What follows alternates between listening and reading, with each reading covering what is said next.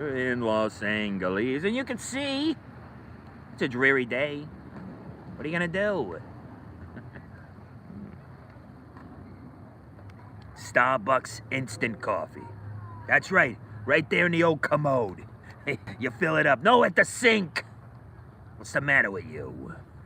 Boy, I tell you, I don't know why I'm in a good mood. I'm homeless. My wife took all the money. She left me. They've been running game on me, I don't know, for quite some years. But I just keep going. What do you want me to do? And this is how part of cancel culture works. If you're ever canceled,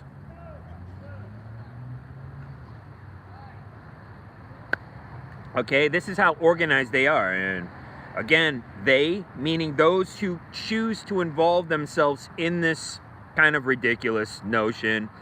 I don't ever want you to forget that I'm from the BC era, before computers, okay? So some of this stuff doesn't fly with me. I just laugh. I've been through everything before. I told you about an eternal recurrence. That's what we're in. And I also told you about tapping into the Eggyverse. Oh boy, look, there's a tree tapping into my head. I never check my setup before I set up. I just set up. It's what I do. It's part of the charm of the show. And a hobo show. That's right.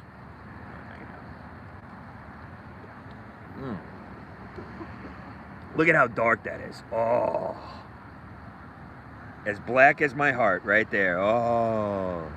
I need a little cream and sugar. I got spoiled, really, to be honest with you. They stayed at Starbucks. They had a little hobo party over here. I could see they left a bunch of garbage. Yeah, what are you gonna do? They started putting out the milk and the sugar again, like where before they had restrictions about the kofufu. Not gonna talk about that. Don't forget, the show that you're watching, my show, is for entertainment purposes only. And I hope, like heck, that you guys have it on while you're like walking around and, you know, doing your thing. You know what I mean?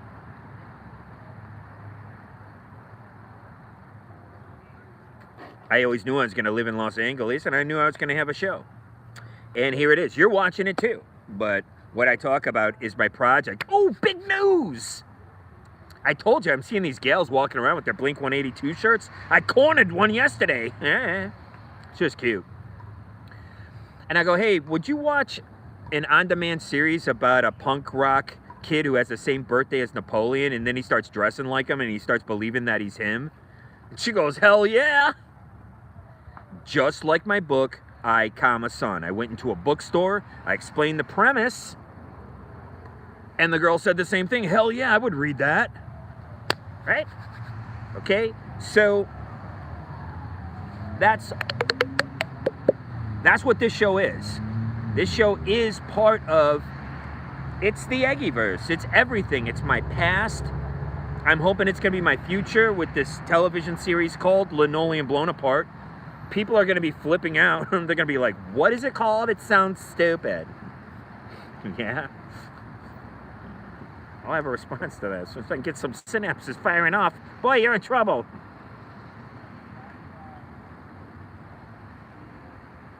And I apologize to Bam Margera yesterday. I called him White Trash Jesus. It just came up.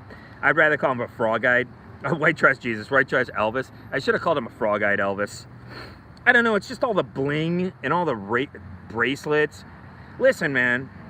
You know these people and they say, boy, you sure haven't changed in 40 years. Run for the hills. Because they're probably right. If you're still dressing and acting and doing the same things that you were doing in your 20s, and now you're in your 50s, you have some serious problems, and that problem is called retardation.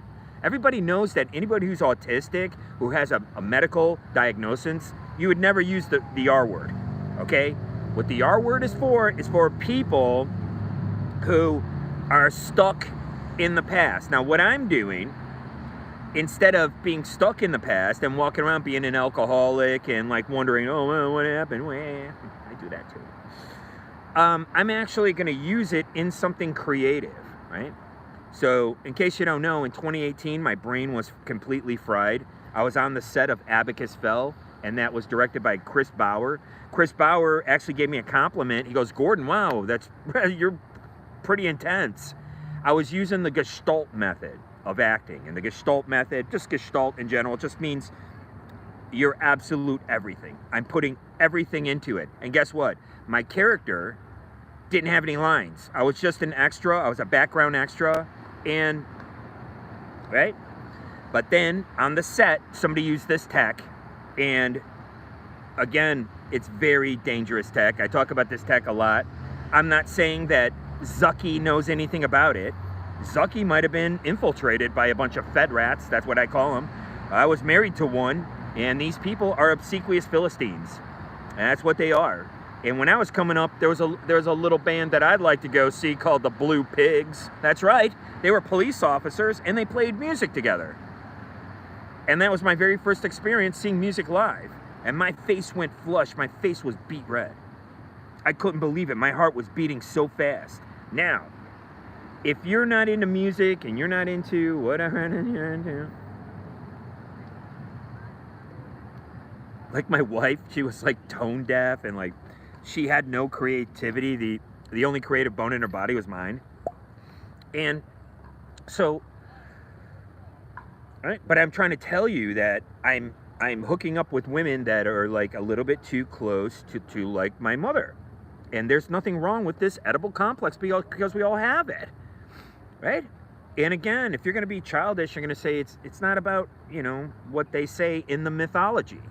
You have to carry the mythology out to the next, anyway. So if you listen to a song and you don't have hair sticking up on your arm, then you're not a musician. You're not a music lover. And you know, and I'm not going to say that about anybody. Obviously, we all like music. This isn't, I'm just being a jerk because it's my show. But the other day, a song by Lee Michaels came up. It's called Know What I Mean. And immediately, as soon as the riff kicked in, the hairs, boom, shot up. And I wish, you know, because I could videotape this. Videotape it. Shut up, I'm Heinz 57. And I haven't had my coffee yet. We can video it. We can video it, and I'll show you. It'll rise right up. Some of the songs that are on my playlist, always check my playlist. Always check the community section. But it's a song called Know What I Mean by Lee Michaels. And I take the mick out of it. Right. Anyway. I do a lot of things that I don't record that are really genius, I swear. In case you don't know, stand-up comedy is now open mic. Kill Tony has the biggest show that there is. He moved from LA to Austin. That's where all the hipsters are moving now. Austin. Good riddance. The rise of the new hipster. The rise of the new LA. Is this LA 2.0? Oh. One? I don't know, but I'm here. And I do a show, homeless from a park bench, every single day. Now, I don't care about growing the show. I ask you for things. That's cool. No big deal. I'm still going to do my show. Don't you know? So, so this is how cancel culture works, okay? They had something called a struggle session. And this is what Alex Jones, I'm sorry, not Alex Jones, Alex Stein. This is what Alex Stein, who appears to be the new Alex Jones,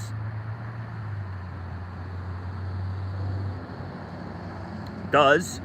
He interrupts people's struggle session, or he has a struggle session at their struggle session. That's what it used to be called. It was created by Chairman Mao. And if you go carrying pictures of Chairman Mao, you ain't gonna make it with anyone anyhow. That's right. I have my own interpretation of that line of the Beatles, as opposed to Bill Maher in his drunken, stoned, blacklight poster, lava lamp, basement, groove session. That's right. Bill Maher has some the greatest writers. He's got great writers on his show. It's undeniable. I lampoon and talk about shows that I actually watch. But if you're going to get loaded and have somebody like RFK on your show and be like, So somebody killed your dad, huh? I wish somebody would have killed mine, am I right? I mean, what the fuck, man? Like, he didn't literally do that, but he might as well have. I mean, what is the point of getting loaded? Like, what is the point? It was like me. A couple of times I got loaded at work. I hated it. I hated it. I hated it. Because I didn't have anything to look forward to once I got off of work. That's stuff that you do when you're off work. That's stuff when you do when you're home. Now, it's kind of cool, like in a Dean Martin sense, but sometimes he gets like way too loaded, and it just takes the mick out of, just like, it just ruins it. You're just watching some old sad drunk like me on my show, right? Sobriety is I don't know, it's like the coolest thing ever. That's why I started getting sober when? In 2005, 2006, 2007. I was writing songs like Desperation Kills, right? And Bohemian Grove. And I was getting sober then. And by the time my wife came into my life, I was completely sober, right? But by the time they melted my brain in 2018, that's 15 years after me getting sober, guys, right? About numbers, right? They melted my brain with this tech, and nobody gets to do that. I'm the only one talking about it, and like I said, I can pass any forensics test. It doesn't matter to me, man. There's nothing you can do to me. Nothing. Why? Because I died when I was 5 years old, and I died again when I was, 1999. I died and I was brought back with Narcan. Right? I talk about a lot of things on this show, and don't forget, if you go carrying pictures of Chairman Mao, you ain't gonna make it with anyone anyhow, right? Chairman Mao went to Yale, and he created this struggle session. And I talk about Yarvard and Hale a lot on this show. I watch YouTube exclusive, I subscribe to their channels. I see what they have to say. I've done pickups and drop-offs at Yale University. I've been to all the major museums around town. I was a professional art handler. I still am. I'm a truck driver. I can drive anything. I got tank endorsement, triples endorsement. I passed the hazmat test 3 times. It's no big deal. I could pass any test. I could do anything. But I'm choosing to do my show. Why? Because I believe 100% in myself, in what I'm doing. I can talk to anybody. I told you, I'm trying to think of who was I ever intimidated to be around. I was a really shy kid. But anyway, so let me stick on the struggle session. So this is what Alex Stein does. So this is what's happening, is that people on any side of the aisle, that's why I walk the middle path, I climb the middle pillar, see? That's it right there. Right? Because you have to have absolute balance in your life. You understand? That's right. So, oh,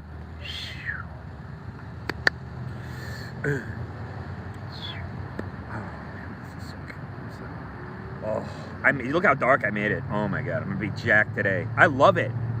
I love it. So, Chairman Mao went to Yale, and then you have, rules for radicals, this kind of stuff. This is what they do, and now they're doing it writ large, and then they included it in the, technocratic scene. Right, Stunner. I'm talking about the doggy. Right? So they included it.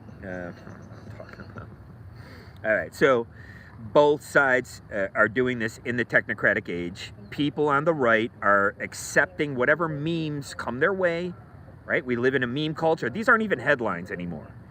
And people are becoming, and I watched this happen in real time in my life because I am Heinz 57. People are becoming fake sociopaths. They're believing that you have to be a sociopath. Like I said, I'm on the ground, I'm at street level, and I was still able to figure out this tech. Why? Because I'm using my discernment and I'm working at it. I'm actually trying to figure this out. Okay? And, you know, anyway, so take it easy. I'm only this far down. Is that my name on here? I think it is. No, I think I'm water. They just go, water, get out of here. I got it right over here.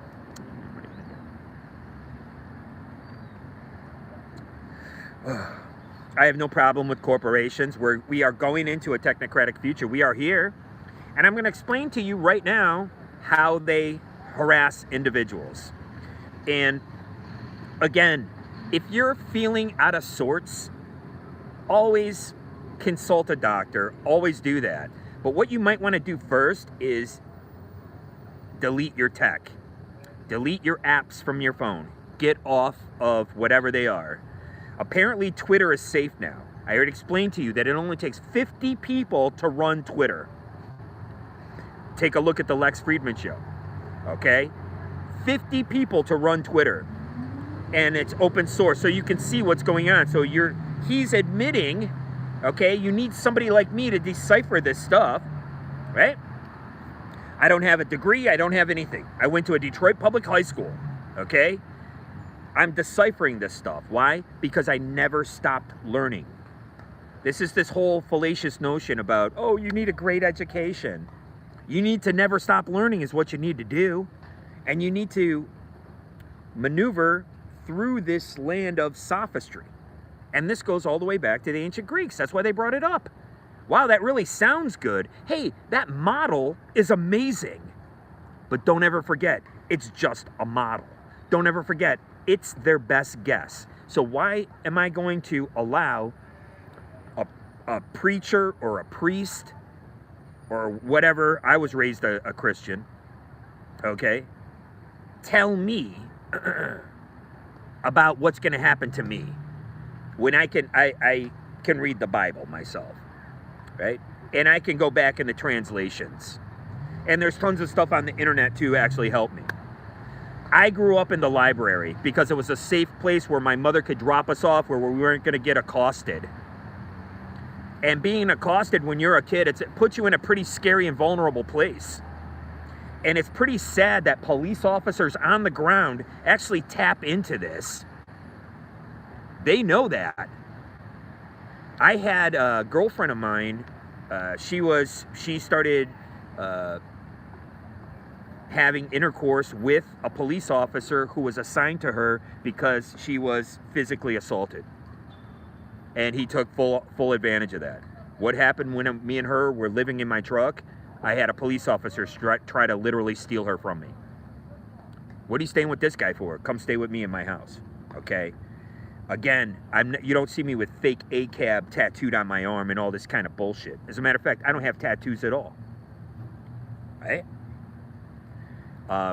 Like I said, I am on the ground guy. And I know what it's like. I've been to the jailhouse. I know how these guys talk. Like, you can't say anything to these guys. They're going to school you. Why? Because they didn't have anybody to school them. I'm not trying to school you guys. Take me to task. Take me to task in the comment section. Okay? What they're trying to do now is they're trying to get people to leave comments, and you got to leave a 5-star review on Apple. I'm not asking you to do that. You don't have to review my show. You don't have to comment. You don't have to share. I'm not asking you for any money. I don't care. If the show grows, it grows. We're going to tap into the Eggyverse. We're going to grow this naturally because I asked, was it 2 people? I asked one girl. I said, would you watch this show? And she would. People know who I am. They know what I'm talking about. But they're a bunch of phonies. That's why I love Jodie Foster's Army era. And people don't understand why it was so scary in the 1980s. Why? Because that book, right, was required reading. The book that was left at the scenes of the crime. And then you find out 40 years later, new information has come to light, man. Right? Right? I'm talking about The Catcher in the Rye, of course. That was my generation. There was a band called Jodie Foster's Army, right? And you know, that's just how we came up. We came up laughing about it. There was a compilation called Let Them Eat Jelly Beans, because we knew Ronald Reagan loved jelly beans. But we were still, some of us were still kind of conservative, more so because we didn't want to be like the hippies.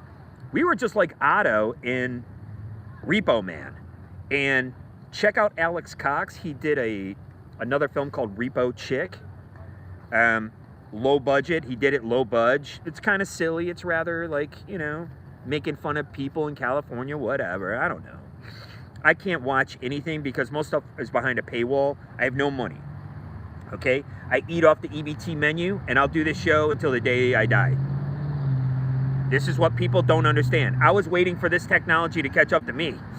I didn't have any money like Vin Diesel to make my own movie. As a matter of fact, I was trying to. I had a Super 8 camera, I had a Super 8 projector, but now all of a sudden I'm in New York and we're shooting on Aeroflex 16 millimeter, and then I started shooting on 32. I was going to Camera Service Center, doing camera checkouts, right?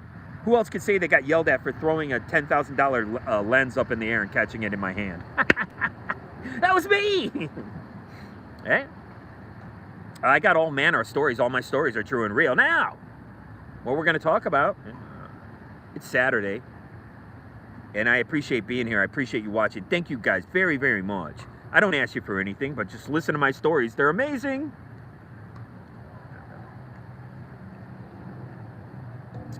We're going to get into the narrative in a couple minutes, but I want to explain to you how they do this cancel culture, okay? And how they go after individuals. It's really, truly sad. So, and it's full tilt boogie. That's why they have money behind it. They have an agenda behind it. And I don't really care. I'm not alt-white, right? And I'm not going to be radicalized on the left, certainly, because I use my discernment, and I can see how both sides of the aisle are just a little like, hey, take off the beret, and you know, can you change your name back from Tanya? Right? Tanya was Patty Hearst. Okay, I use elements of this in my story. It's called Linoleum Blown Apart. It's not just about a punk rock band, a guy who thinks he's Napoleon. It's also about the films that influence them. So when the kids in the punk rock scene, anytime they're in a room, there's going to be a TV playing one of Walter's films. It's going to be really easy. Concurrently, we're going to shoot Walter's 7 films with 7 different directors. Here, I'm laying it out for you, man. Right? That's why someone's going to go take my videos, they're going to edit them, and they're going to put everything, and you can make it into a cogent. Right? We're going to shoot them all concurrently. Right? Robert Rodriguez, you know, like whoever, Diablo Cody, who else do I like? Really like, what's his name? I can't think of his name right now. The guy from SNL, right? The guy, I bring him up a lot. He did Portlandia, right? The guy from Portlandia, right? All these kind of guys, right? Like, they get to direct it. Roman Coppola. Oh, take a look at, Sofia Coppola. Last year, I did a show and I talked about the books that I read, and I only read like 4 books by women. One of them was Priscilla Presley's book, and she made a film about Priscilla Presley. Okay? I don't know what's going on with that. I don't know why she did it. Maybe for the same reason they did Asteroid City. I don't know. But it just seems like that zeitgeist has kind of fluttered by. Okay, now I would never take it. I want to see this film. Like, you know, I really want to see this film. I love Sofia Coppola. I love her films, right? But it's just strange that you have the Elvis movie by Baz Luhrmann, then you have the Priscilla Presley film, then you have Elvis's granddaughter in Daisy and the Six, and then you have his grandson who died in the 27 Club. Does anyone know that? I know that, okay? And that's part of the reason why we're going to use the 27 Club in Linoleum Blown Apart. It's very important, okay? So just jumping around a little bit. This is how you get canceled, and this is what's going to happen when you're canceled. Okay? It's really sad. It's just really, truly sad. I don't know why they target individuals, but like I said, when you stress somebody out, some people believe it's like make it or break it. I don't really adhere to that. When I say that you need to nurture talent, that means you have to have the apparatus in place, right? Like Discord Records in DC. You have to have, like SST. I talk about SST all the time. I love SST Records. I saw Soundgarden in 1985 at the Blind Pig in Ann Arbor. I still had a mohawk, okay? But the apparatus was in place, and the only band they effed over were the Stains, and I really love the Stains. The Stains, the guys in the band called the Stains, they look like me. And Ron Reese looked like me. And when I saw DOA, Penelope Spheris' DOA, I loved it. And I saw it at the Punch and Judy in Grosse Pointe, Michigan. And I was like, that's me, man. And guess what I did? My band opened up for the Buzzcocks, Social Distortion, Government Issue. We did all these shows. We played shows and there was nobody there. We played to empty places. We played places that didn't have a stage. Now, there was a guy named Kerry, and he opened up the Greystone. He was running the Greystone. I remember before he got the Greystone, we were renting a hall to do a show with the Filth and other bands, and he broke out his shotgun. Bam! Because we were surrounded by a bunch of neighborhood grubs. We used to call them grubs back then. Or what did they call them? I think they call them grubs, something like that. I don't know. But anyways, they call them like woods now, woods and bloods now. We were surrounded, and we were the last ones because we were cleaning all the equipment out, and they were going to beat us up and rip us off. And Kerry came out with a shotgun. Bam! And he shot the ground. And all the BBs scattered, and everyone ran. That was the same shotgun that he got busted with, and he had to do 30 years in the joint. And not one motherfucker ever did anything for him. And Big Black played there. You know, I could go on and on the amount of bands that played at the Greystone in downtown Detroit that included my band, the Grievance Committee. Right? And that guy went up. They did a robbery. He had a shotgun in the commission of a robbery. And I don't know what his past history looked like, but they gave that man 30 years. And every single band played there. Every single band played the Greystone. Just ask anybody. Ask any of these old bands. You understand? Talk about no unity in the fucking scene. That guy did 30 fucking years in the joint. Every fucking day of it. This is what I'm trying to tell you. You're gonna run around talking about justice. Do you think there's justice in that? Nobody was shot. Nobody was hurt. But he held the shotgun, and I was one of the only people who ever saw Kerry with that shotgun. And he had that shotgun before he started running the Greystone. This is a story that's unprecedented, right? Everyone played there. Yeah, Black Flag, GBH, absolutely. Yeah. I got somebody in the comments. I don't know if you guys could see it or not. I'm not sure what you can see and what you can't. I don't know. But I come on here every single day from the streets of LA. And I do a show every day. Now, let me tell you what they do when you're canceled. Okay? So, I'm just going to pick something out of the blue. So, you have AC/DC. And I love these. Let me tell you something. I love these classic rock t-shirts that they're selling at Walmart and Target. But you guys are forgetting about the Ramones. The Ramones need to go into this classic rock category. The Ramones need to go in the Clash. You need to start selling t-shirts, not just of AC/DC and Guns N' Roses. And these are the bands that I was rebelling against. I'm like, I'm listening to all these indie bands. And I thought that the Grievance Committee was part of this indie scene. You know what we did in the Grievance Committee?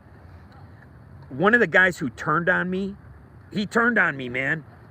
He turned on me in 2018 when they were melting my brain with tech, and my wife knew all about it. And my wife had dinner with this person. And he was in my band for years. He put his image on the back of our record. It was a single. It was a 12-inch single. Right? I always think that. Sorry, it's just the lighting, I swear. He puts his image on the single, and then, like, that's it.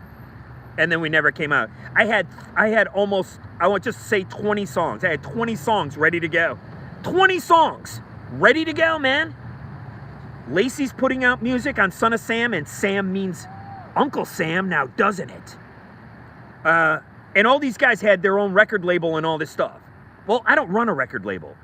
All my, sorry, a little loud. All my essence, everything goes into songwriting. Because that's what I trained myself to do. And you're part of a machine. You understand, when you're in a theater group like I was after I got out of playing punk rock, I did 3 plays. Isn't that enough? After I got out of punk rock, when you're part of a theater troupe, you're part of a team. And this is what I'm putting into Linoleum Blown Apart, the on-demand series as well. It's like you might have to go backstage and rattle something and do some sound, do some Foley art. Foley artist? Foley? Axel Foley. Hi! I do this thing where I can't do it right now.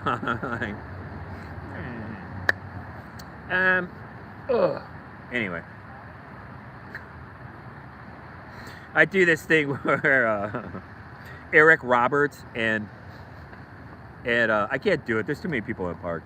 Eric Roberts and Eddie Murphy are hanging out. I know it's random, but that's why it's funny. Anyway. The sky is clearing up. Yes! It always starts out in the morning with a little cloud cover. We got one people watching. One person. Hello. Thank you very much. I come at you every single day. And right now what we're talking about is what happens when you're canceled. And that way, if this happens to anybody else, then you kind of understand what's going on. Okay? So here's what happens. Say you have, like I said, I like classic rock t-shirts. They need to have a Ramones t-shirt. But what you have is, say you have AC/DC, right? And it's easy to go out and get an AC/DC shirt. So when you leave your house in the morning, because everyone's on a routine, you leave your house, they're going to go someplace and they're going to spray paint, like Back in Black, let's just say. They'll spray paint Back in Black, right? Somewhere where you're driving. There's all my stuff right there. There it is. That's the hobo life. It's the hobo lifestyle. I got to kind of get out of the direct sunlight, right? And I'm going into other direct sunlight. What are you going to do? Right? Hopefully I can kind of hide behind the schmangy in the thing. Right? So you're leaving every day. And they'll spray paint on the wall. They'll spray paint like the words like Back in Black. And you're a classic rock guy, right? So you know it's AC/DC, right? And then they'll all coordinate and they'll all go buy the AC/DC t-shirt. And then all of a sudden, no matter where you look, you're seeing AC/DC, right? I'm just using it as an example. I'm not really a big AC/DC fan. Like I said, I was listening to D-Beat. I was listening to bands on independent labels. You know what I mean? I just went directly right into the sunlight. Sorry. What are you going to do? Right? I was never really a big fan of these bands at all, right? I just went right into the sunlight. I just don't want to get too close. There's a kids park over here, and we can, I like using my hands. You could see that. Whatever. You guys should be listening to me anyway.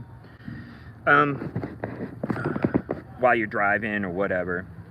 So this is how they do it.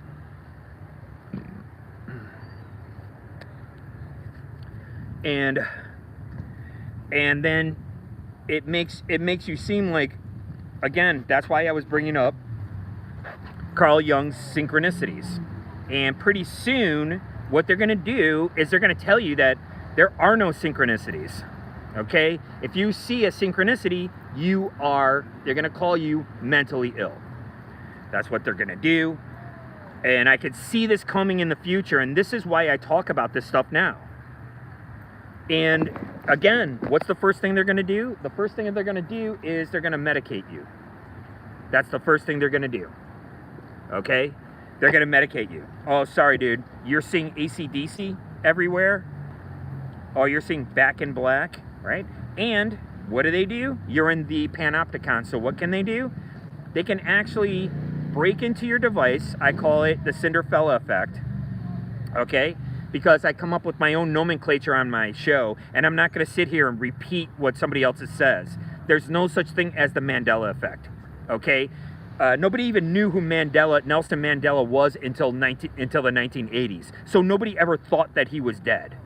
The entire thing is completely fabricated, and people who talk about this stuff, like I listen to Sam Tripoli, but you know, Sam Tripoli is kind of closer to the whole In Search Of. He still kind of does that stuff a little bit. He still does that kind of fringe culture stuff. So I urge you to subscribe to Sam Tripoli. Okay? I can't really watch it. I'm like, I don't want to say I'm above it, but it's just kind of like, it's a little passé for me. They actually still believe that they had somebody on there yesterday.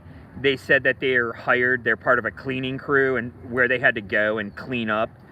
And this just really reeks of like stuff that was on the internet in the 2017 era, where they were talking about just really, really awful things, and they project that these things are in our society en masse, right? And, you know, they talk about, you know, like harming people in a way like they're serial killers, and these serial killers are tied into, you know, like they would be tied into, man, I wish I could get out of the sun, guys. Maybe I can a little bit. It's like kind of like right over me. Sorry, man. Maybe I'll go back a little bit. Right? And they say these serial killers and these people are tied into the government and all this kind of stuff. And I just really find this stuff to be a little too far-fetched. So, LA, it's pretty good. It's pretty hot. And so, again, when you're looking at this stuff online, I don't care. So, what if it is true, and what if it's not true? Are we supposed to dictate like who can believe in Yeti and Bigfoot? Like, I mean, is this really what it's come down to? You don't ever see them trying to you don't ever see them trying to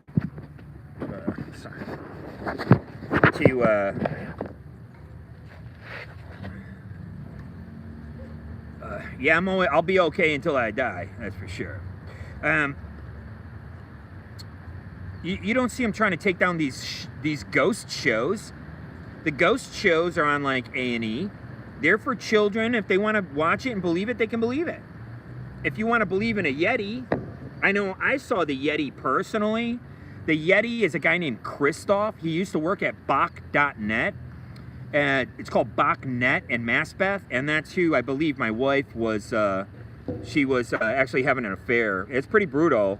And I would never call myself a cuck or anything like that, because, again, I wasn't able to figure any of this stuff out until, like, years later. You just kind of piece it together, and I'm forming a hypothesis just based on certain behaviors and based on things that she did, and it's pretty brutal, man.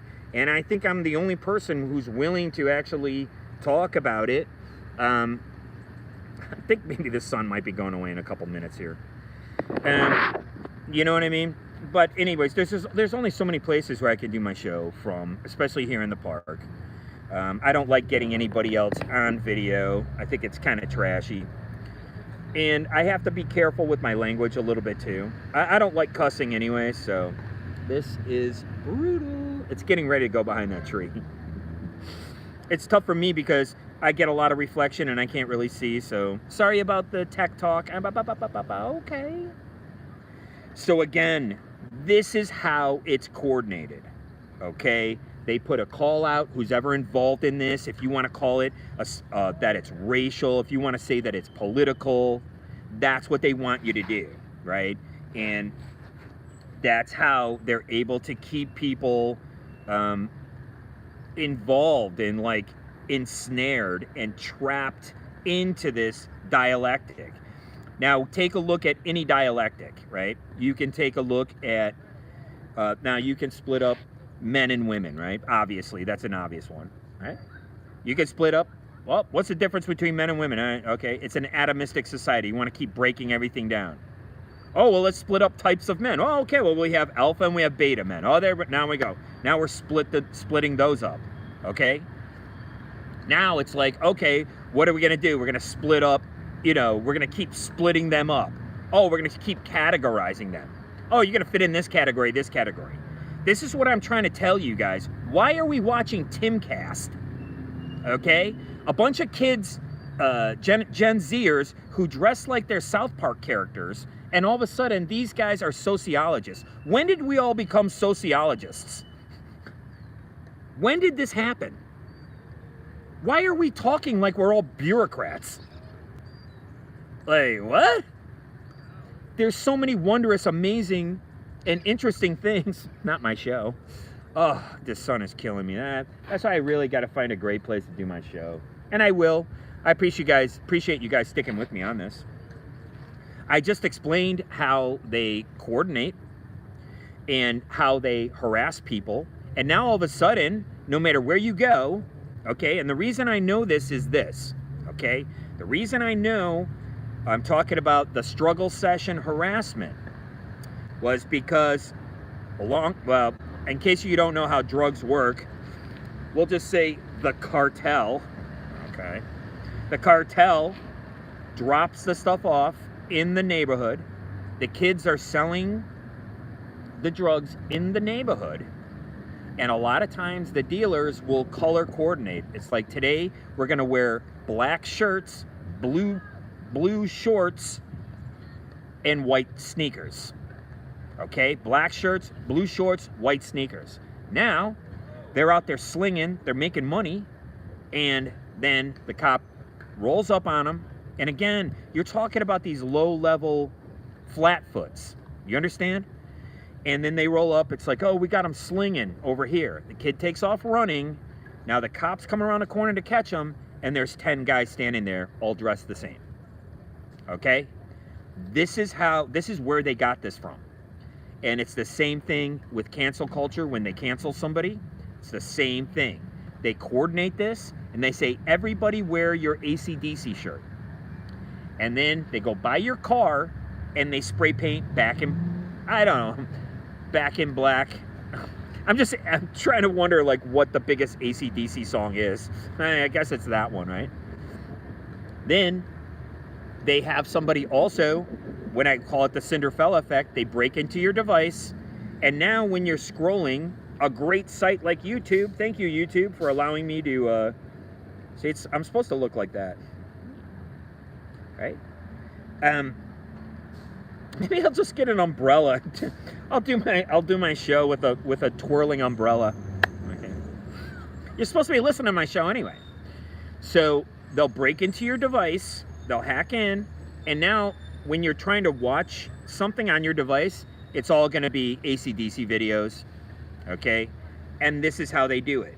And you actually start thinking, like I said, that's what they did to me, full tilt boogie, non-stop. They melted my brain, and people who actually knew me, and then there's a couple people who actually think that they know who I am, and they're gonna learn the hard way, right?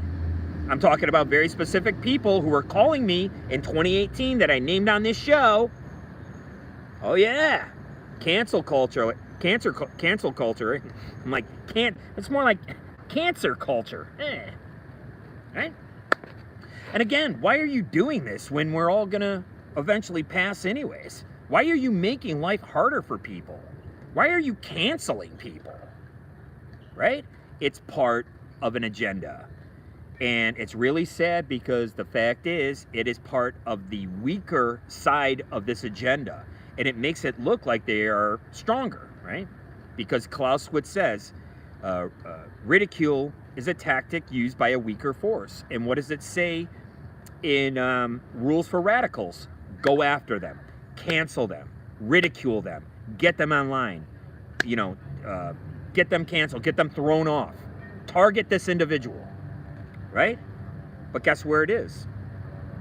It's all right here on your device. It's on your device. It's not in the real world.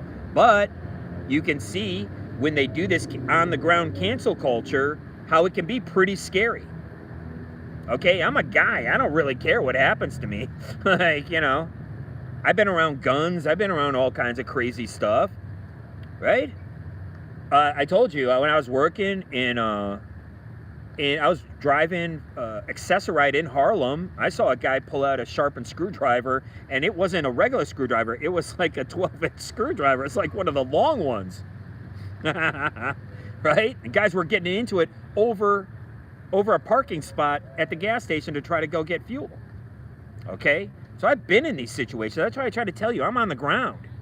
Most of these people, and it doesn't matter what your shade is, man. It doesn't matter how shady you are. You could live in this little comfort bubble. And what you're doing is you're looking at your device and you're identifying. You're just group identifying. Hey, what group do I like? What group am I part of? Clicky, clicky, swipey, swipey, scrolly, scrolly, likey, likey. And you're accepting this fed to you agenda. Yay! I think this is the first time I ever wanted clouds to roll in. It's pretty brutal. It gets pretty hot here.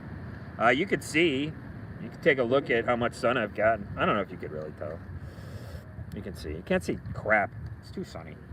But I do love it here. I love living in California.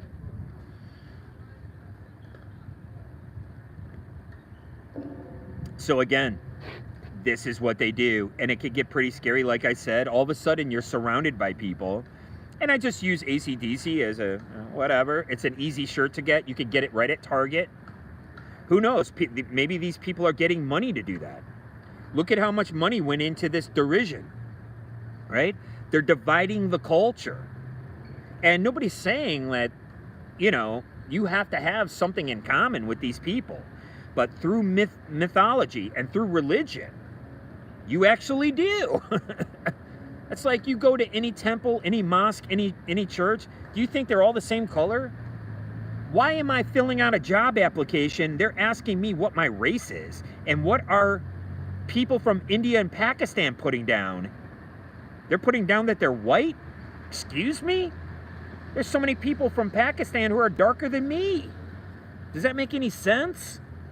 They're forcing it into our culture. I don't think you have to do that overseas, but I could be wrong because you do have the UN agenda, right? You have this UN agenda. And it was really funny. I think I was listening to Frances Haugen. I'll have to go back and re-listen to that. She was just here at the LA Talks. And they were talking about something that was happening online in, I'm trying to think of what country. It was another country. And they said, oh yeah, the UN couldn't get a hold of them, you know, through Facebook. And I'm like, wait, what? Are you kidding me? Are you saying like all diplomatic cables have been shut down and that this country is relying on the UN to get a hold of them through Facebook? Are you telling us, right? So this is the bubble that these guys live in. And it's no disrespect. We all live in our little comfort zone, our little bubble, right? That they think that Facebook and Instagram and these other, that's really the only, and Twitter are the end all and be all. Oh yeah, I mean, if the UN isn't right on Facebook, putting everything that they're doing right on there, and then communication is broken down. Oh gee, what? Do you know how many lines of communication there are? And they make it look like Facebook and these open platforms are the only ones. And they're getting you kind of hooked to that. Now I'm saying I'm not putting them down for it, because guess what? That is the world that they live in. That is the world that they live in. Right? And it's like, okay, so I live on the YouTube world. What are you going to do? Okay? But what I do is I pull back the lens, okay? I mean, if you want to listen to Sam Tripoli and listen to people that you don't know that what they're saying is true or not, go ahead. But I pull back the lens, and this is the same way that I drive. Now, when you're driving and you're in a bind, what does everybody do? They step on the gas to get out of the bind. They're like, oh, get me out of here. You start getting more aggressive when you drive, right? You step on the gas. You know what I do as a professional driver? Boom, I take my foot off the gas immediately. You know what happens within 1, 2, 3 seconds? The bind is gone. The bind is now up there. I'm not in a bind anymore. I just took my foot off the gas, and now it's the person behind me's responsibility to kind of go around me. If that's what they want to do, then you go. Okay? And it's the same thing on social media. Don't make me curse the sun. Right? It is the same thing on social media. Okay? Right? People get into social media and you're on a bind. You're in a bind. That's what you're doing. You're all bound up. You're like, oh, clicky, clicky, swipey, swipey, scrolly, scrolly, likey, likey, clicky, clicky, swipey, swipey, scrolly, scrolly, likey, likey, clicky, clicky, swipey, swipey, scrolly, scrolly, likey, likey. Right? Take a step back. Maybe delete the app from your phone is what I'm telling you. Now, don't forget, that app is always on your phone. You can never delete these apps, ever. I repeat, you have to go get another phone. And one of these days, they're going to find a way around that. They're going to come in through your Wi-Fi, and they're going to say, oh, this guy, Gordon Douglas Ison, not Gordon Keith Ison, who was part of cancel culture. Oh, yeah, I'll tell you all about it. Gordon Douglas Ison? Oh, yeah, he had Facebook on his phone. Oh, he just signed up for a new company? Well, guess what? Facebook is going to put their app on my phone without me even putting the app on my phone. It's going to be a new phone. How do you like them apples? How do you know what's in the fine print? Guys, I don't smoke pot or do acid, so I mean, like, I don't... Okay? If I can think of this, don't you think that these large tech companies can think of it? Don't you think that they're already thinking of it? Maybe they're already doing it. We don't know, okay? So, like I said, if you're experiencing this strange anxiety, of course you want to go to a doctor. I've gone to doctors. I went to a doctor back when I left Detroit and I became a true method actor. That's what I did. And I checked in with professionals. I checked in with a doctor and I checked in with William H. Macy. Right? You know who else was there? I always talk about my celeb sightings. Kristen Johnson from Third Rock from the Sun. I was in a bar and that Kristen Johnson came in and this was before Third Rock from the Sun. It was before Third Rock. It was a huge show for quite a long time. I think David, what's his name? Gordon, I want to call him Taylor Pruitt Vance. No. Gordon Levitt, what is his name? Gordon Taylor David Levitt, right? He was on that show. I was talking about Kristen Johnson. She came walking into the bar. Holy smoke, talk about a tall drink of water. Wow. She was a knockout. I haven't seen her in quite some time. Okay, so she was on a pretty big show. She was there at the time. And, okay. I like to talk about my celebrity sightings. I like to talk about... I only saw David Duchovny one time. He was crossing on Central Park East, and he crossed right in front of my truck. Right? No offense. I was doing pickups and drop-offs. That's what I am. I'm just a truck driver. Right? But I went out in the world, and I did a lot of things, and that's why I tell you my stories, and my stories are all true and real, and I don't smell like Frank's hot sauce and a Clorox bleach rag.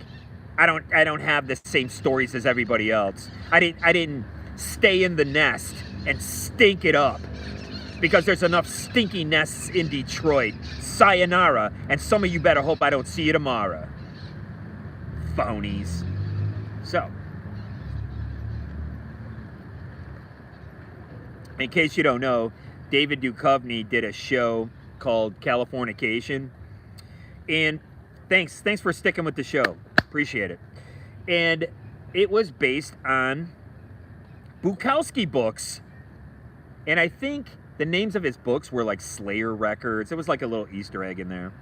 The names of the fictional characters' books were, they used Slayer albums or something like that. There's a show called Californication. Yeah. And, hello, I'm going to bring it in. I mean, maybe I will. You know, you find stuff that people don't want all the time. They throw up umbrellas all the time, so. Maybe I will, but I have to have my thing set up, you know. We're going long. Because I want to talk about Linoleum Blown Apart. And I want to brag about the fact that the girl yesterday goes, hell yeah. Because I know what I'm talking about. And I don't need anybody's validation. I need camaraderie. I need like-minded people. Right? That's what we're all seeking. Wow, this looks crazy, my face. I look like the 1920s film, The Man in the Moon, where they put the pie in the moon face.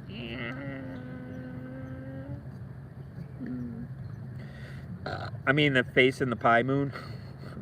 The moon in the pie face. It's me. That's right.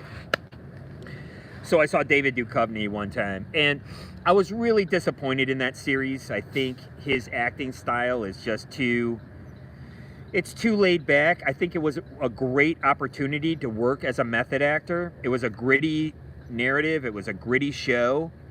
And the guy could have at least, looked a little grittier. He rode a motorcycle. He's supposed to be this rough and tumble actor. I don't know. I'm not really buying that. Not really buying it. I want to move, but I don't know. Man, the sun's brutal, guys. That's why nobody sits over here. That's why I'm all by myself. And I don't cuss. I'm very... Ooh, I should go for a second. I told you guys, the first time I drank this, I stayed up till 1 in the morning. And you could see what time I drink it at, too. It's relatively early. I could never have a second one of these. I won't sleep at all. I will not sleep at all. That's for sure. All right. So, I always talk about... I always talk about my on-demand series. It's called Linoleum Blown Apart. Okay? And we are an hour in. Thank you very much. I really appreciate it. I hope you guys are listening. I like telling my stories. I like talking about... I like forming a hypothesis on this show that not everybody is forming. I give you new information every single time. I've got new stories for you nearly every single episode. I don't sit here and do a show where I'm playing stuff that you can find elsewhere on the internet. I talk about really unique and original things. I have original ideas, right? And I already told you I'm doing the litmus test for this. The litmus test is the fact you're watching the stadiums fill up for bands like Blink-182. That band was never around when I was playing these songs and I was into punk rock. But you see, this is kind of living on. And like I said, I'd like to see that Ramones t-shirt being sold at Target alongside AC/DC and Guns N' Roses, right? You guys want to talk about Scorpius XL? Well, if I'm going to, I think I have to get in the shade, guys. It's a little too brutal for me. I think I'm going to go ahead and try to move. It's a little too hot for people to play, so I'm going to come over here and we're going to see what happens over here. It's nice and shadier. It's like slim shadier. There's nobody over here. There we go. I don't want to get too loud, though. And I don't like getting people on camera. You know me. I'm not a narcissist. Am I a narcissist? Now, don't forget, I want to talk about some interesting things here, guys. I want to talk about what's going to happen if you get a medical determination for being a narcissist. Is this kind of going into our future? Is this our future? I think that's a pretty sad future. Because I've already determined that the state can do whatever they want. And in 2018, through the app, I was sick as a dog. I was sick. And it came from the app. And I was so sick. Right? I want to come over here maybe a little bit. Oops, sorry, guys. Okay? You see, this is how I'm supposed to... This is how I was supposed to do my show the whole time. Oh, we can start over. It's at the 60-minute point. Right? I don't really care. Oops, I got a little something on there. Gotta get it off. Oh. I should have started it after.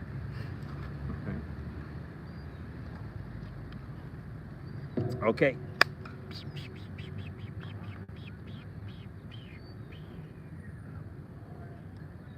Like I said, you get a take on my show that you're not getting anywhere else. I give you new information all the time. And on top of that, I write news stories. On top of that, we are working on Linoleum Blown Apart, the on-demand series. You will see this get made. There are some of the most, and I gotta be honest, okay? Now, there's gonna be tons of audiences that don't watch Linoleum Blown Apart. Why do we care about them? We don't, right? Take a look at the numbers behind the Blink-182 concert. Just that alone. Take a look at all the kids going to Lollapalooza and Coachella. That is our audience. And take a look at the bands that play there, right? Now, you could see at one point, I don't know the guy's name. He's married to, I don't know what they're married to. Beyonce, right? The guy married to Beyonce came out and he was making fun of Oasis, right? Beyonce's husband, whatever his name is, he's got dreads like the guy in the Bad Brains, like HR from Bad Brains. He had the big fat dreads. That's the first time I saw him. I was an 18-year-old kid. I'm 57 now. Boy, that's 40 years ago. I keep going. There's no stopping me. So, he's making fun of Oasis. Okay? And so you can see the times of these bands, they come and go.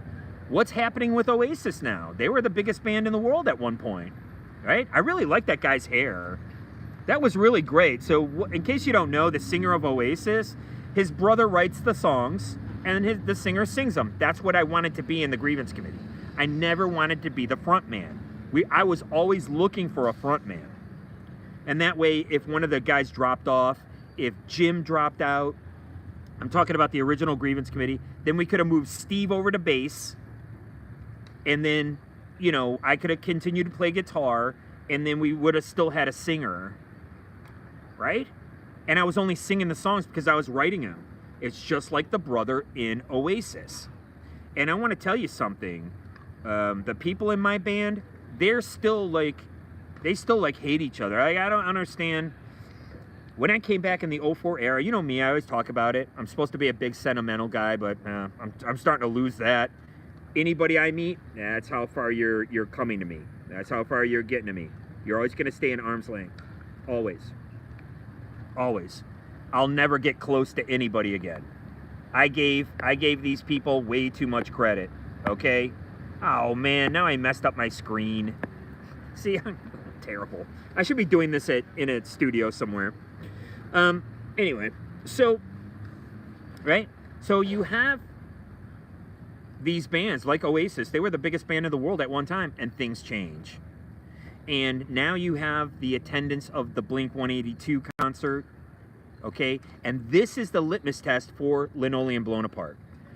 Then you have the notion that you can have 7, like Robert Rodriguez, Diablo Cody, all these people shooting Walter's films, Roman Coppola, at the same time, right? Concurrently.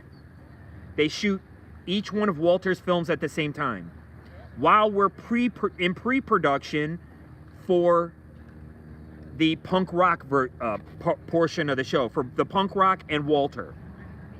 So you have the 80s and the 40s, 50s, and the 60s. So you only have one decade to worry about, the 80s to the 90s. That's pretty easy. I'm sorry, are you going to go from ripped jeans to cargo shorts? Oh, big choice change. There's not much happening there. I'm here to tell you, as far as costumes, I'm just saying, overarchingly, it's going to be relatively easy. Leather jackets, spikes, and jeans. I mean, boots. I mean, come on, guys. Sneakers. Okay? But you're going to see also, in the band as they grow, you're going to see the band actually coming out. They're going to be dressed like Napoleon, right? So you're going to have that big costume change. Okay, right? But in Walter's world, you're going to have the 40s, the 50s, the 60s. It's going to be LA noir. You're going to have that aspect in there. It's going to look like Perry Mason, the Perry Mason show. A lot of that's going to have that look to it early on. You're going to have them in the 40s, then you're going to have them in the 50s. You're going to have that costume change. Then, right at the end, you're going to have the 1960s. Okay? And so then you're going to have another costume change for that. Don't forget, you're going to be seeing Walter's life in LA. So you're going to have that marriage of the times. You're going to see that down and out slum 1950s LA, where you got the drunks, the early Skid Row, before it became Pookie tents and whatever else is going down there. Pookie tents and meth. But, right? So you're going to have that LA noir kind of look. Then, boom, right? The 40s, the 50s, the 60s. But that's it. Right? That's it. That's as far as it goes. So you're going to have just those little bit of costume change. You have all of the films being shot concurrently, and then you could start working on the main narrative. Now, with the main narrative, what you're going to do is you're going to get the band together, and the band is going to go on tour. It's as simple as that. You could have this band come out at these festivals and playing small tents, okay? Nobody's going to know who it is. They're the Linoleum Blown-Apart band. You can, again, I don't care if, you understand? I've seen it all. I've been through it all, man. And that's what you would do, because, and I gotta say, for Nirvana, their single should have been Serve the Servants. It shouldn't have been Heart-Shaped Box. And I'm here to tell you that it's kind of twisted, sick and twisted, that the single would be Heart-Shaped Box, considering the fact that they threw the guy in a box and buried him after he was married and his heart went out. I talk about the 27 Club. I talk about Hollywood Babylon stuff. Why not? We live in that world. I'm not here to out anybody. Oh my God. I'm not here to blame anybody. Certain things can be coincidences, but are we walking this weird line between a synchronicity and a coincidence and saying somebody's mentally ill? I think they got into that territory when they started cancel culture.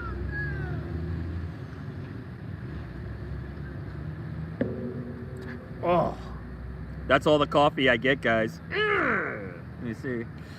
Yeah. Yellow teeth. Here's the yellow teeth. Yellow teeth. Yellow teeth. It just shows that I'm a coffee achiever. My brain is firing off on all of its synapses. And we are going along as we always do. I love my show and I love you guys. Please, we have to get this made. Okay? You know, it's just how things happen. I was watching Vincent D'Onofrio, and he said he ran into Matthew Modine. They had seen each other on some auditions. And he goes, yeah, Stanley Kubrick's looking for somebody. Here's an address. Go over there. It was just like that. And then Vincent D'Onofrio becomes Pyle. And now we have... It's called the... shit, I got it written down somewhere. It's called the Stanley Kubrick. It's called the skull of the stare of the skull. The Stanley Kubrick skull. I got to break out my glasses, guys. I would have to break out my glasses. It's here somewhere. Sorry. Okay, so these are the titles of my show. I still do a lot of writing, guys. I'm a writer, but sometimes that doesn't matter. I'm going through video now. Okay, I'm putting everything on video. You could see how I act. I'm very consistent. I don't care who you are, what your name is, what your background is. I'm a straight shooter, man. I'm gonna be honest with you. I'm gonna say what I think, and if I make a mistake, I'll apologize. And again, what these cancel culture morons don't understand is that you guys created Candace Owens. So if she's some big, person, right? What they're doing is they're creating media personalities. I don't want to be a media personality, but I'll talk to anybody about anything. I don't really care. Because if I don't know about it, the first thing I'm going to do is what? Maybe pull back a little bit. What was I talking about over here? You want to pull back, right? When things get too crazy here online. When I first started talking about this, I was talking about Stanley Kubrick, and I was talking about the cover of the Who's album. It's called Who's Next, I believe. They have the Monolith on their album.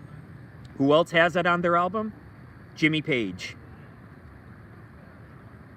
He put it on the cover of Led Zeppelin's Presence. I'm not a big fan of that album.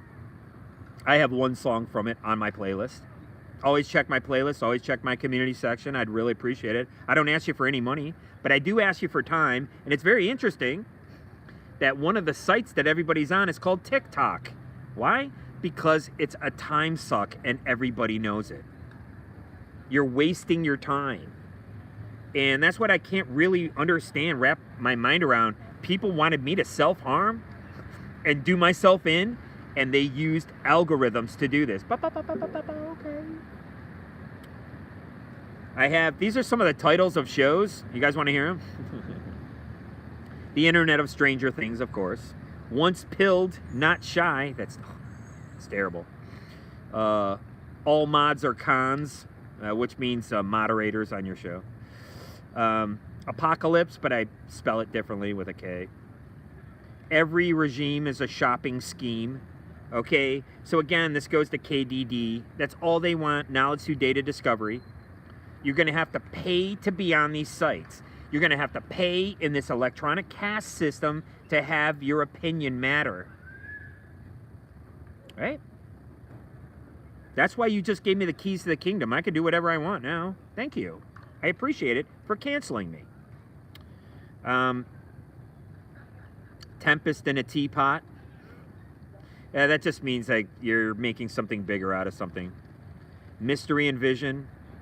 Exception to the fool instead of exception to the rule. You see what exception to the. A lot of my essays that I would write, I would start with the title, stuff like that. But anyways, I got paradigm shifters, stuff like that. Maroon Pilled is on there. Hyperstition. And again, I talk about this accelerationism.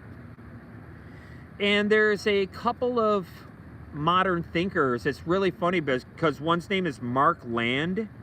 He's an accelerationist. And then there's one called Mark Fisher. And then you fish from the land and you land on the fish. Right? And so I'm just trying to recall what I was getting in about with regard to that. But anyways, I talk about a lot of things. I talk about my real life. I talk about philosophy that I'm checking out online. Right? These new thinkers, Deleuze. Check out the channel Plastic Pills. Check out the channel Gnostic Informant. These are the things that I kind of watch here on YouTube. I am YouTube exclusive. And I'm very happy to be here. Like I said, I'm laying out how we can create Linoleum Blown Apart. We're gonna film this thing, and we're gonna film it concurrent and simultaneously, all the films. Then you're gonna take the band and you're gonna put them out on tour. It's very easy stuff. And this is the band that's gonna be in the film. Okay? And it's not going to take very long. You can have these films shot in 6 months because they're all going to be shot using CGI. I'm sorry, well, CGI, but it's going to be a lot of green screen. It's going to be digital. Okay? These narratives are very simple. And that's what I do as far as my songs as well, because I come from the punk rock genre. And so we know that's all layering, right? We all know that these songs are layered. And so I come up with the main hook of the song. That's the most important thing. I mean, I gripe about Detroit a lot because it's all a big popularity contest. And take a look at a band called His Name Is Alive. They're from Detroit. They have 13 albums out. Some of their albums are on 4AD Records. They're called His Name Is Alive. Now, have you ever heard of them? No. Okay. So, again, that's why I said, man, I'm not worried about it. You know, you don't like me, you don't like my style. You don't have to run self-harm ops on me through an algorithm. We could just go our own way now. Right? And so now I know that the game is rigged, the game is stacked, and I know how the game is played. Like I said, you just gave me the keys to the kingdom. I'll take my songs and I'll do something else with them. That's why I know that my songs were better than Son of Sam's and ALD's. Those were the only two bands in my milieu. You understand? They were the only two. And I knew I had better hooks. I knew we had better songs.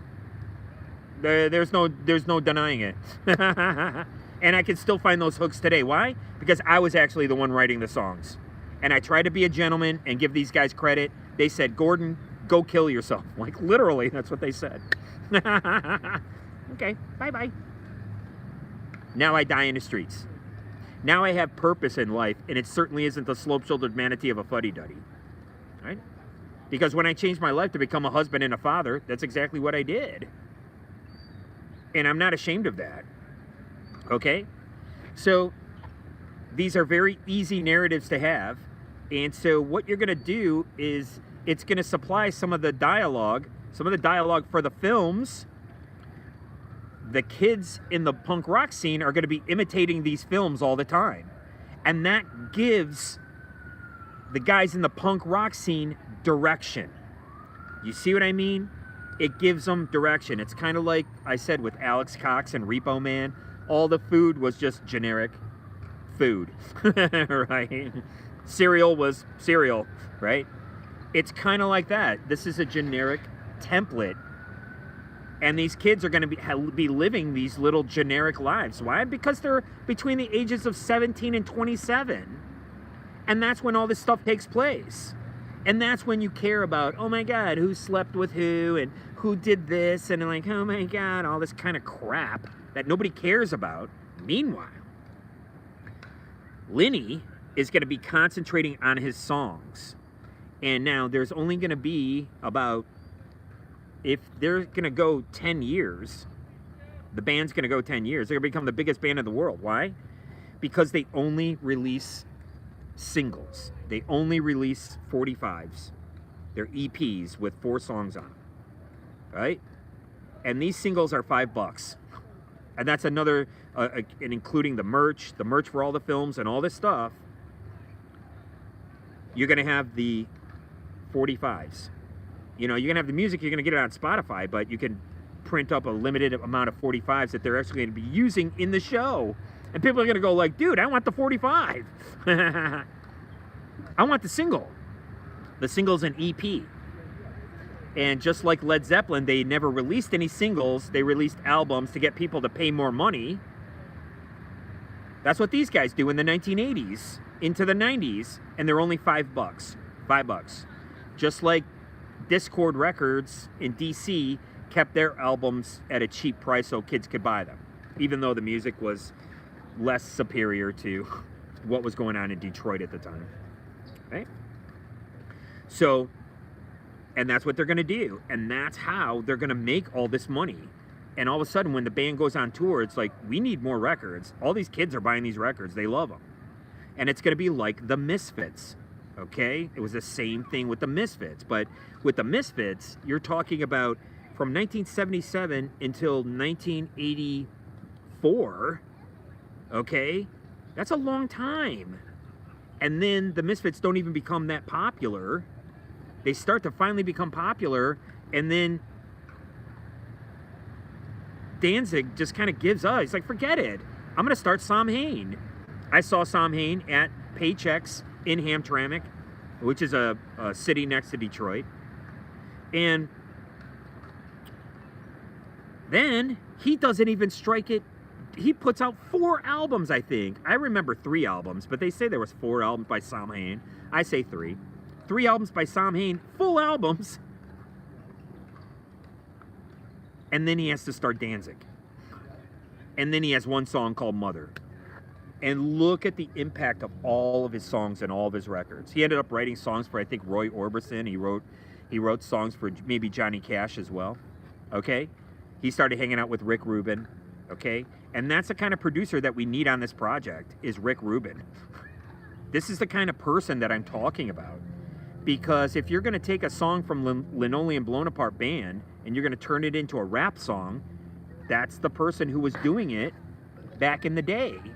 That's the person who was taking the Led Zeppelin riff and the Beastie Boys were rapping over it.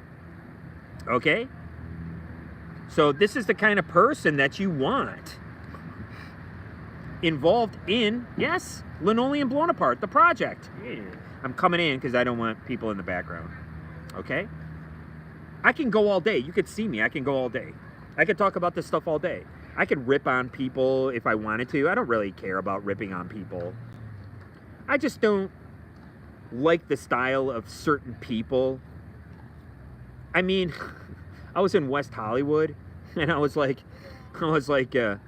watching the Kill Tony show, and Tom Segura and Joe Rogan were on there. They looked like a couple who would hold hands in where I was at the other park in WeHo. They looked like they shaved each other's heads that day. It was really kind of weird and gross. In case you don't know, doing open mic comedy is back to... That's what people are doing now. Okay, it's Kill Tony is the biggest show, and it's open mic. It's basically open mic. Okay, so this is the part of the recurrence that happens. You see these things happen over and over and over again. I talk about my real life, okay? I talk about my project, which is called Linoleum Blown Apart.